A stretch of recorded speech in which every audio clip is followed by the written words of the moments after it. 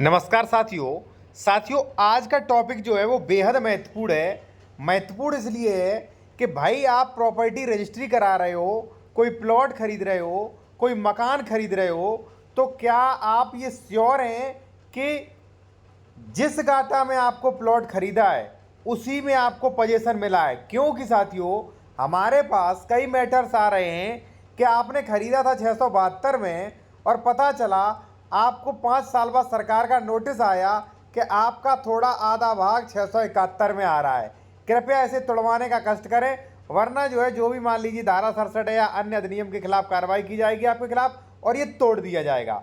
तो भाई जब आप प्लॉट खरीद रहे हैं तो ये नक्शा क्यों चेक करना जरूरी होता है? जो प्रॉपर्टी डीलर लेआउट दिखा रहे हैं और जो रेवेन्यू का नक्शा है कौन सा आपको चेक करना चाहिए, कैसे चेक करें? हालांकि साथियों एक चीज़ मैं आपको और बता दूं, अगर आप कोई प्रॉपर्टी खरीद रहे हैं उसके संबंध में बेहतर कोई कानूनी सलाह लेना चाह रहे हैं, कोई आप अपना डॉक्यूमेंट चेक करवाना चाह रहे हैं, या आप ये करवाना चाह रहे हैं कि ये जमीन सरकारी तो नहीं, डबल रजिस्ट्री, अंश से अधिक वर्ग, इस पर कोई लोन तो नहीं, 143(80), तो बेहतर तरीके से आप विशेषज्ञ द्वारा अपने डॉक्यूमेंट चेक करवा सकते हैं। हमारा कॉन्टैक्ट नंबर आपको वीडियो की डिस्क्रिप्शन में साथियों मिल जाएगा।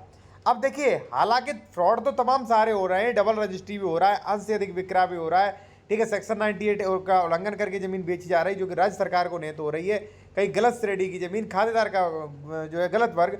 लेकिन इस पर्टिकुलर वीडियो में आपको बताऊंगा कि भाई प्लॉट खरीदते समय नक्शा क्यों चेक करें।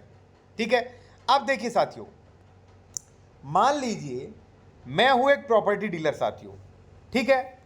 अब मैंने क्या किया, एक प्लॉट जो है वो प्रॉपर्टी परचेज की साथियों, ठीक है। 1 मिनट का समय दीजिए आप मुझे, इसे थोड़ा अच्छा से कर लूं।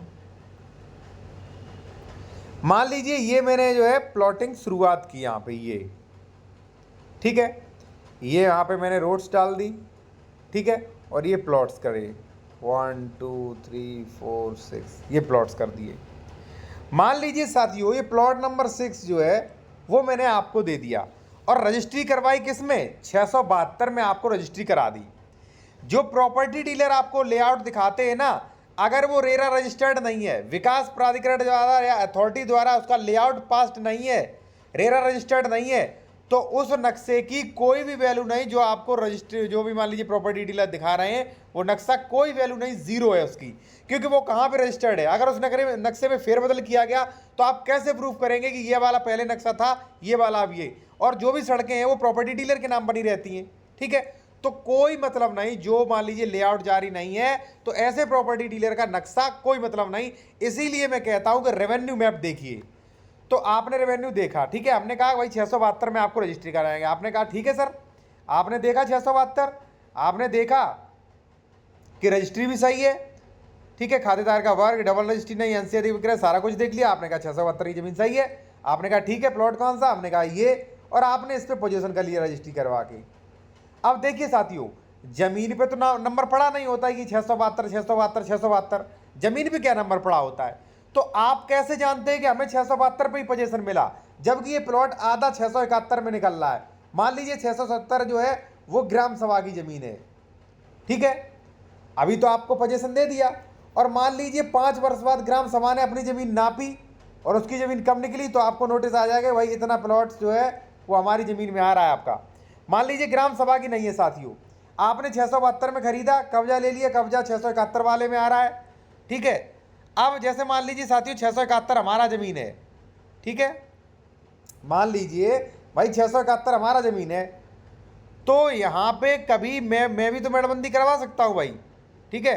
मान लीजिए हो सकता है भविष्य में मैं भी मेड़बंदी करवाऊँ और आपका प्लॉट जो है प्रॉपर्टी डीलर ने इतना हमारे में प्लॉटिंग कर दी, ठीक है, हमारा इधर था, मान लीजिए उतना ही हम इधर जो होते हैं, क्योंकि मेड़बंदी तो ही नहीं। अब मेड़बंदी में वो है धारा 24 की कार्रवाई हो रही है, हमारा यहाँ तक कर दिया, हमारी जब नापी हुई तो हमारा यहाँ तक आ रहा है कि धारा सर ये जो है यहाँ तक आ रहा है, तो आपके प्लॉट तो फिर हमारे में आ रहे हैं, फिर तो कब्जा हटेगा, यानी कि बिल्डिंग टूटेगी आपकी, और ग्राम सभा तालाब है तो 100% टूटना है। तो भाई मेरे कहने का मतलब ये है कि जब आप प्लॉट खरीद रहे हो, जैसे मान लीजिए 678 में खरीद रहे हो, तो मैप वगैरह चेक करिए कि 678 में ही आपको दिया जा रहा है, पता चले रोड में दे दिया, यहाँ पे पता चले 666 में कब्जा दे दिया, रजिस्ट्री तो आपकी हो गई 677 में, कब्जा दे दिया 670 में। अब आप कहोगे आप डरा रहे हैं लोगों को, मैं डरा नहीं रहा हूं। आप चाहो तो मुझसे प्रूफ ले सकते हो कि सर नोटिस आ रहा है, कितने लोगों को नोटिस आया, दिखाइए, चलिए आप, मैं दिखा सकता हूं आपको। और देखिए, कोई भी आप बेहतर कानूनी सलाह लेना चाहते हैं, डॉक्यूमेंट चेक करवाना चाह रहे हैं, या कोई प्लॉट परचेज कर रहे हैं, उसका डॉक्यूमेंट्स वेरिफिकेशन आपको करवाना है, या खरीद चुके हैं कि भाई ये जमीन विवादित तो नहीं, सरकारी तो नहीं, डबल रजिस्ट्री तो नहीं, तो आप विशेषज्ञ द्वारा चेक करवा सकते हैं साथियों। धन्यवाद इसी के साथ।